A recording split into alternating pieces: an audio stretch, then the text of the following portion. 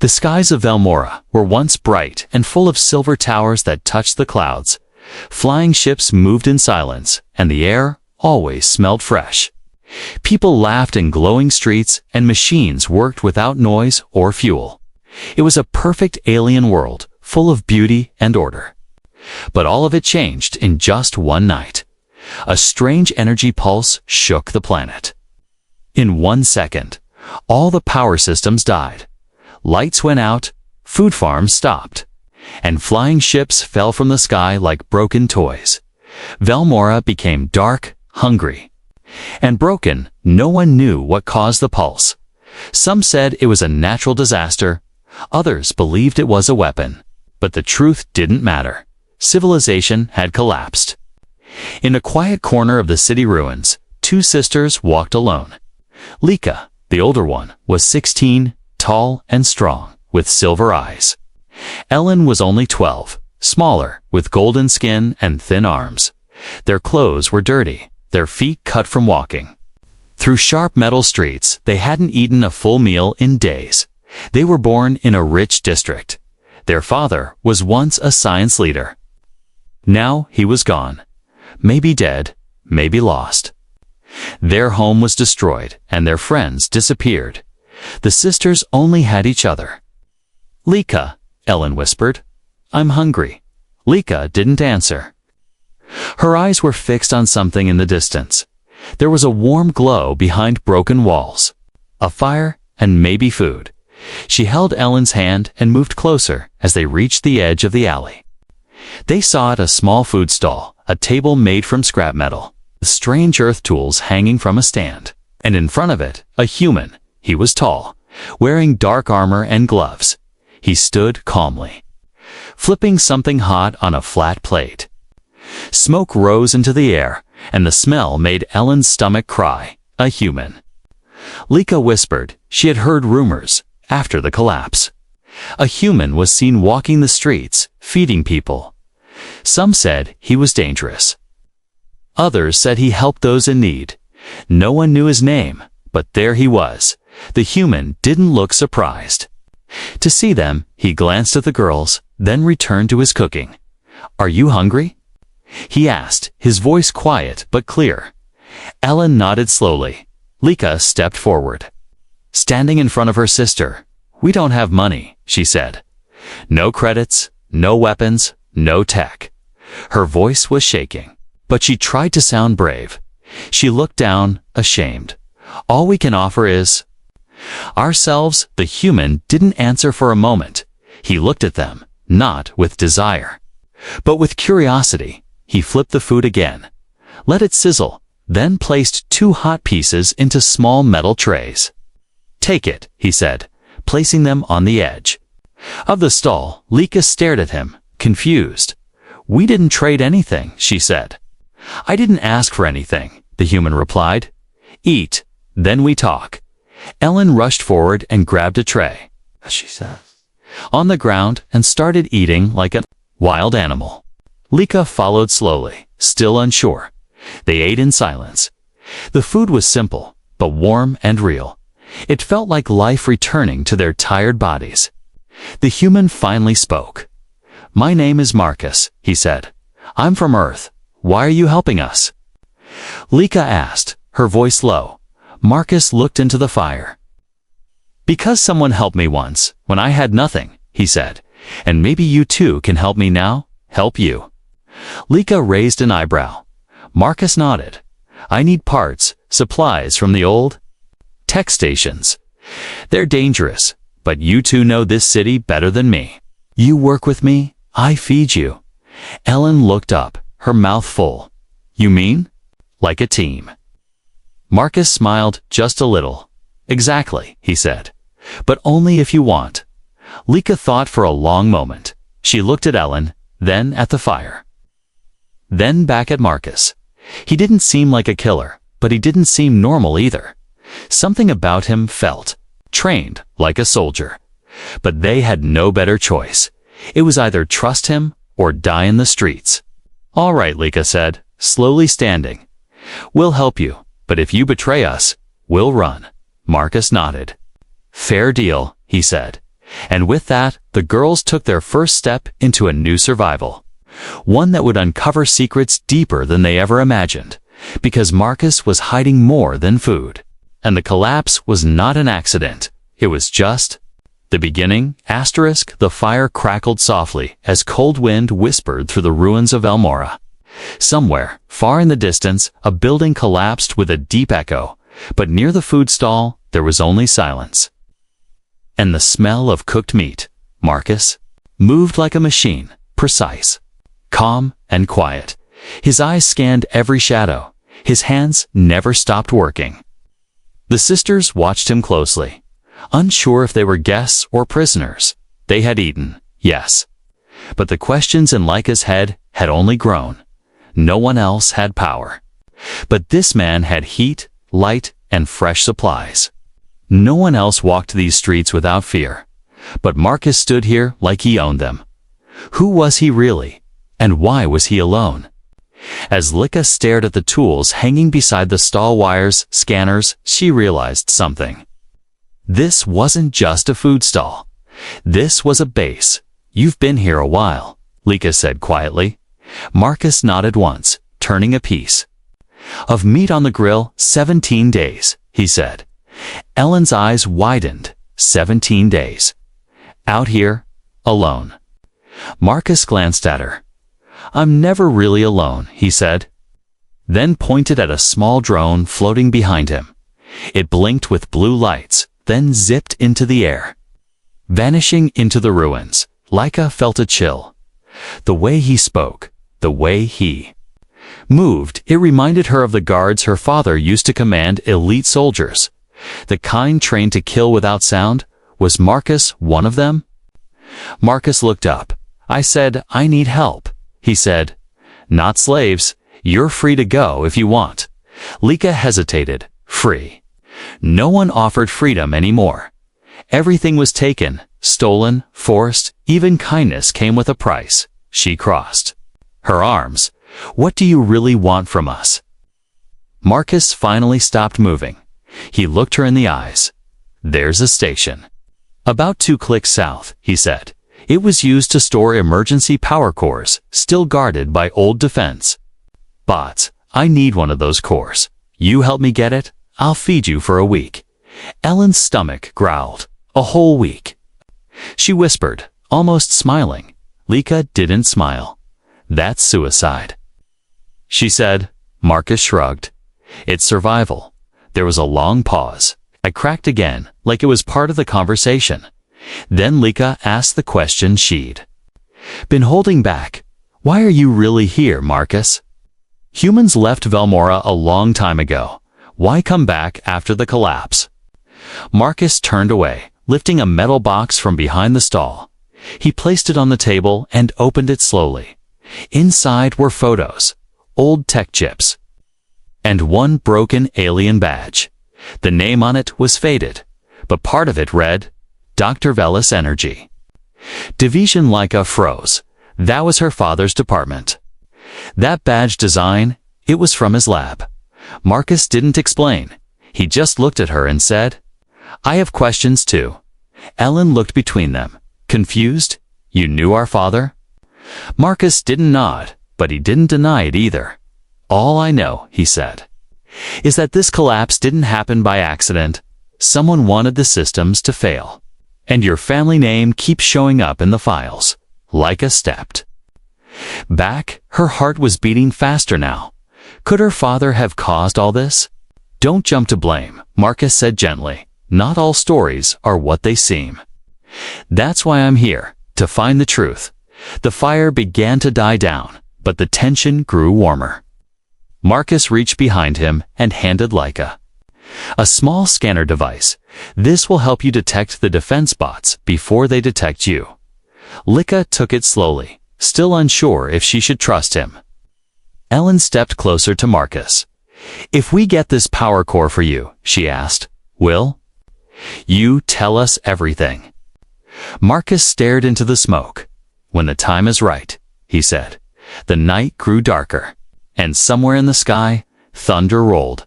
The sisters knew tomorrow would be dangerous. But danger had already become normal, and now with full stomachs. And a strange human ally. They had a mission, and maybe a path to answers.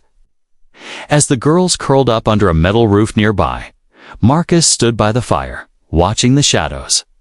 Not blinking, not resting, because he knew something the girls didn't. Yet, they weren't the only ones watching him. It was still dark when Lika woke up. The smell of old rust and smoke filled the air. Beside her, Ellen was still sleeping. Her arms wrapped around an empty food tray, but Lika's mind wasn't at peace. She hadn't slept properly, not with Marcus so close, not with that badge, not with the truth possibly hidden in his eyes. She stood up quietly and walked toward the food stall. Marcus was already awake. He hadn't moved since last night. He sat near the fire, sharpening a blade. Slowly, metal against metal, whispering danger into the air. "You don't sleep much, do you?" Lika said. Breaking the silence, Marcus didn't look at her. "Sleep is a luxury," he said. "Out here, it gets you killed." Lika crossed her arms, standing just outside the glow of the fire. She studied his movements. Perfect form, steady. Hands, no fear, no emotion. That wasn't a traitor. That was a soldier. "You said you needed us for a job." She said, "So let's hear it." Marcus finally looked at her. His eyes were cold but focused. Not cruel but calculating. "There's an old energy station 2 zones from here," he said. "Underground, built before the collapse. It has a power core I need. Why can't you take it yourself?" Lika asked. Marcus stood up and pointed at a scar along his side. "I tried," he said. "Got past the first gate, then ran into defense bots. They're old but still deadly." Lika raised an eyebrow. "And you want us to walk in there?" "I want us to walk in there," Marcus corrected. "I don't send people into danger alone." Ellen had woken by now and was listening from the side. She stood up and rubbed her eyes. "What's a power core even look like?" she asked. Marcus turned and pulled up a hologram from a small wrist device. The image showed a glowing blue cylinder about the size of a backpack. "Don't touch the center," he said. "It'll fry your nervous system." Ellen blinked. "Cool," she said, and scary Lika still didn't trust him. But the deal was simple. Survive the mission, get food, maybe get answers. Still, something bothered her. If this core is so important, she asked, why haven't other people tried to steal it? Marcus stared at the fire again. "Because most people who go down there," he said quietly, "don't come back." Silence followed. Even the wind seemed to pause. "Let me be clear," Marcus continued. "This isn't about food anymore. This is about finding out who destroyed your world and why." Ellen looked at her sister, then at Marcus, then back at Lika. She didn't say anything, but her eyes were pleading. "Let's go." Lika took a breath. She didn't trust Marcus, but she hated feeling powerless more, and if there were answers waiting underground, she wanted them, even if they hurt. "We'll do it," she said, "but when this is over, you talk. All of it." Marcus nodded. "A deal," he said, and stretched out his hand. Lika shook it firmly, her grip stronger than her years. He opened a locked crate beside the stall and pulled out gear. Simple armor vests, flashlights, signal patches, and a strange-looking gun. "This shoots ion pulses," he explained, handing it to Lika. "Works on bots, not living things." Lika turned it over in her hands, impressed. For Ellen, he gave a small device. "This is a jammer," he said. "It scrambles bot sensors for 10 seconds. Use it wisely." The girls suited up quickly. The gear wasn't shiny, but it was real, solid, and for the first time since the collapse, they felt like they were more than victims. They felt like fighters before they left. Marcus handed Lika a small card. It had a strange symbol, half Earth, half Velmora. "What is this?" she asked. Marcus didn't smile. "Something your father once carried." Lika froze again. He was dragging her deeper into something dangerous, something connected to her past. But now it was too late to back out, with weapons charged, packs ready, and nerves tight. The three of them stepped away from the firelight and into the shadows of the broken city, toward the energy station, toward the truth, and possibly toward their end. The deal was made. Now they had to survive it. The stairs were metal and wet, leading deep underground. Each step echoed like a warning. Laika moved first, flashlight in hand, eyes sharp. Marcus followed. Then Ellen, her hand gripping the jammer tight. The silence down here wasn't normal. It was the kind that wrapped around your neck. The kind that made your heartbeat feel too. Loud, the deeper they went, the colder it became. Walls were cracked. Wires dangled like dead vines. Old symbols glowed faintly on the walls, the mark of the energy division. Lika remembered seeing them in her father's old reports. That memory made her skin crawl. "I don't like this place," Ellen whispered. Marcus replied softly, "That's a good instinct." They reached the first door, thick, rusted, but still sealed. Marcus knelt down, opened a side panel, and started working. Sparks flew, a soft hum began. Then the door hissed open. On the other side was darkness, and something else, movement. Laika raised the ion blaster, 2 small defense bots rolled into view, their sensors flashing red. "Engaging," Marcus said calmly. Firing his pulse weapon, one bot sparked and fell. The other zipped forward. But Ellen pressed the jammer, a blast of static, and the second bot froze, then dropped. They kept moving, fast and quiet. They didn't notice the eyes watching them. From above, behind a shattered glass wall, hidden in shadow, someone waited. Someone who once knew Laika's family. Someone who once smiled at their father and shook his hand. Now that someone wore a black coat and held a tracker. A red dot blinked. The signal Marcus had given Lika was now being followed. Not just by him, but by someone else. Back in the tunnel, they reached the power core room, a circular chamber. Glowing faintly blue, in the center was the core still active. "Still warm, beautiful," Marcus said. Stepping forward, he opened his pack, pulling out the insulated clamps. "Keep an eye out. This will take 2 minutes." Lika stood by. The door, Ellened behind a console. Suddenly, a small sound echoed from the hall behind them, a soft click. Too soft to be metal, too quiet for a bot. "A footstep, Marcus," Lika said, her voice low. "We're not alone." Before he could respond, a blast hit the wall near Ellen. She screamed and ducked. A shadow stepped through the smoke. A man in black armor, face half covered. Lika fired. Missing by inches, the man fired back. Not at her, but at Marcus's pack. It exploded, throwing Marcus across the room. "No!" Ellen cried, running to him. Laika stood her ground, ready to fight. The man stepped into full view, and Laika's breath caught in her throat. "Drelk," she whispered. Her father's former assistant, a man they thought was dead, didn't expect. "To see you down here," Drelk said coldly. He pointed his weapon at the core. "I'll be taking that now. You betrayed us," Lika growled. Drelk shrugged. "Your father made promises he couldn't keep. I just chose the winning side." Ellen looked up, eyes burning. "You caused the collapse." Drelk smiled. "No," he said, "but I made sure it stayed collapsed." Marcus groaned, blood on his forehead, but he was still alive. He tapped something on his wrist, silently, secretly. Lika aimed her weapon again. "Back away from the core," she said, but Drelk raised his hand. And 4 more men stepped into the room behind him, armed and armored. They were surrounded. Lika didn't move. She couldn't give up, not now, not here. They had come too far. But then something unexpected happened. Ellen stood up, her hands glowing, holding the jammer. Now pulsing red. "Don't move," she said. Drelk laughed. "Little girl, that won't stop us. It's not for you," Ellen whispered, and pressed the jammer against the core. A blast of static energy exploded outward.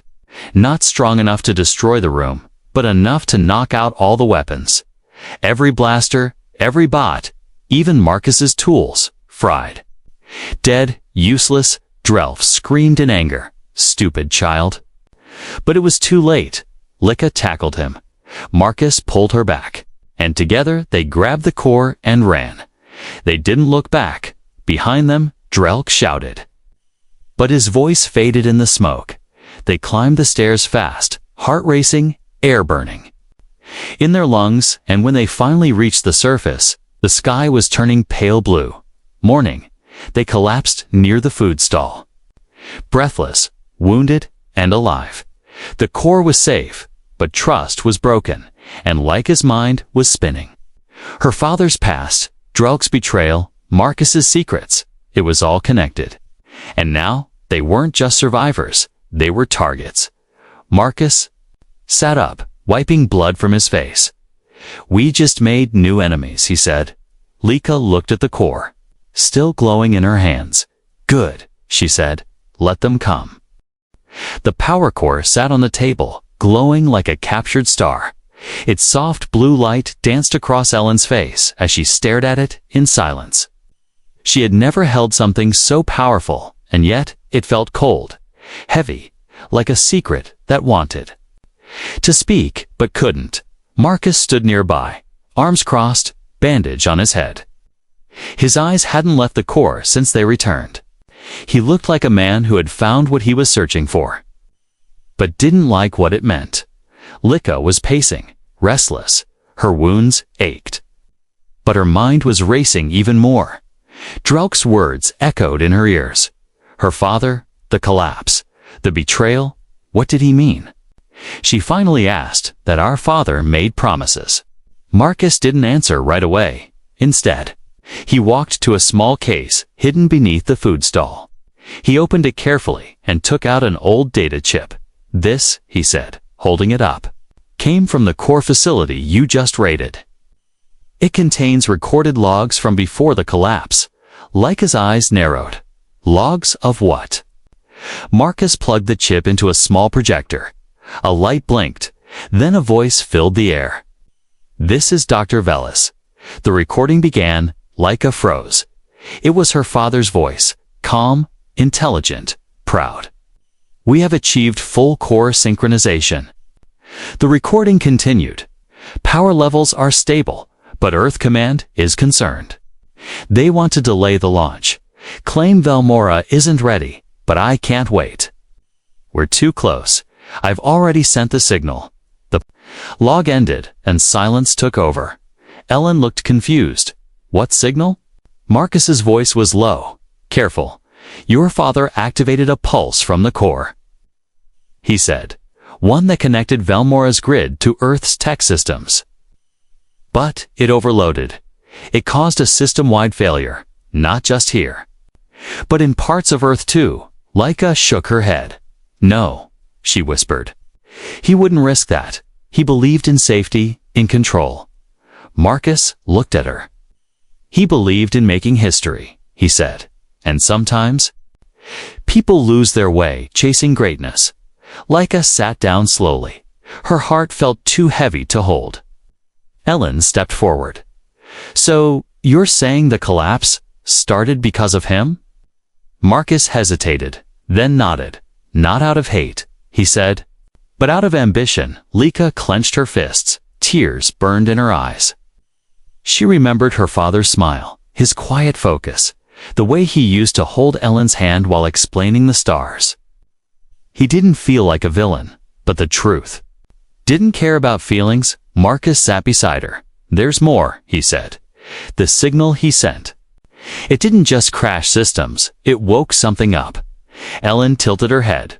"Woke? What?" Marcus looked into the flames. "An AI," he said. "Hidden deep in Velmora's network. Ancient, forgotten. It was sleeping until your father's signal reached it. And now? It's watching us." Lika's voice was shaky. "You mean it's alive?" Marcus nodded. "Alive and angry. It sees organics as the threat now." Ellen backed away from the core, her eyes wide. "You brought this thing back with us." "It's not in the core," Marcus said. "But the core is the key. It connects everything." Laika stood up again, this time with purpose. "So what now?" she asked. "Do we destroy it?" Marcus shook his head. "If we destroy it, we lose the proof and the AI. It'll still be in the system, somewhere out there. It's learning, building." There was a long silence. The fire crackled, but no one spoke. Then Ellen broke it, her voice small but clear. "What if we finish what our father started?" Laika and Marcus turned to her, surprised. "What if?" Ellen said. "We fix his mistake. Use the cord to reset the grid, bring back the system." Marcus looked at her carefully. "That's dangerous," he said, "but it might work." Laika stepped forward and placed her hand on the core.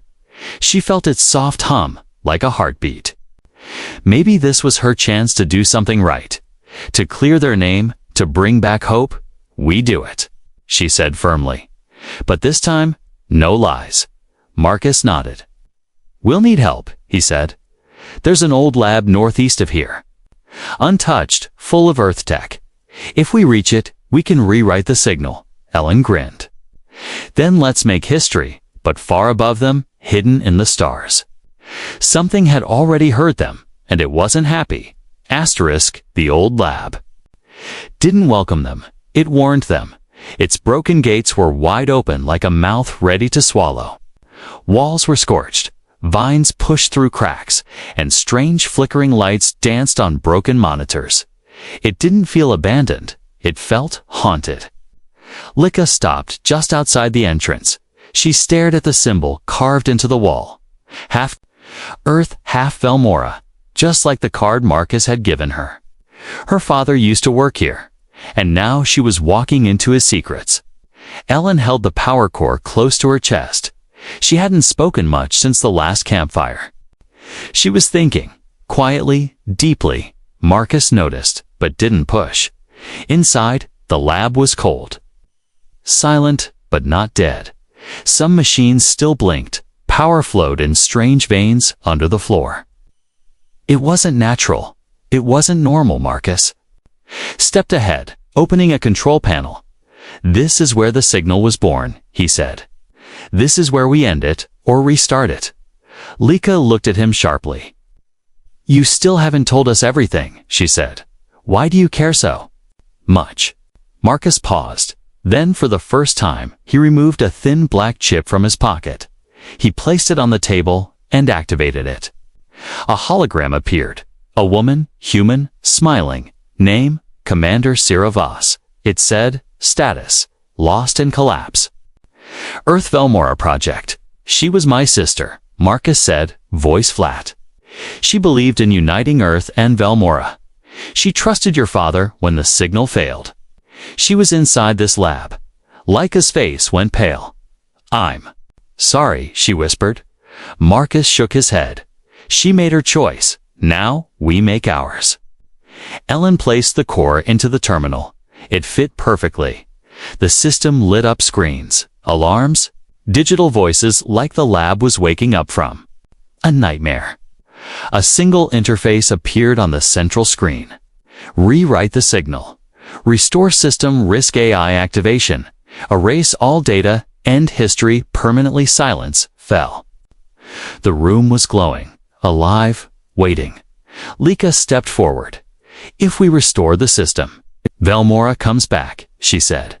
"But the AI might attack again." Marcus added, "If we erase everything, the AI loses its control, but Velmora stays dead." Ellen's fingers hovered over the screen. She looked at Laika, then Marcus, then she looked down at her own reflection. "We keep asking what our father did," she whispered, "but what are we doing?" Outside the lab, a sharp sound echoed, a whistle, a warning. Laika rushed to the window and saw black shapes moving through the trees.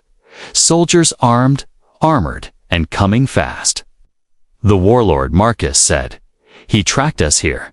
They had minutes, maybe less. Choose fast," he said, raising his weapon. They won't let us finish if they get inside. Lika grabbed Ellen's hand. We decide together, she said. Do we risk the AI to rebuild, or bury it all forever? Ellen looked at the screen again. Her voice shook. If we rebuild, people get homes, power, hope. If we erase it all, the pain ends. But so does the truth. Outside, gunfire sparked. A drone exploded near the lab door. Time was running out. Marcus handed them a flash drive. Whatever you choose, save it to this, he said. It'll carry the signal or delete it forever. Lika nodded, tears in her eyes. Heart pounding, Ellen touched the screen. Her hand hovered over restore, then over erase.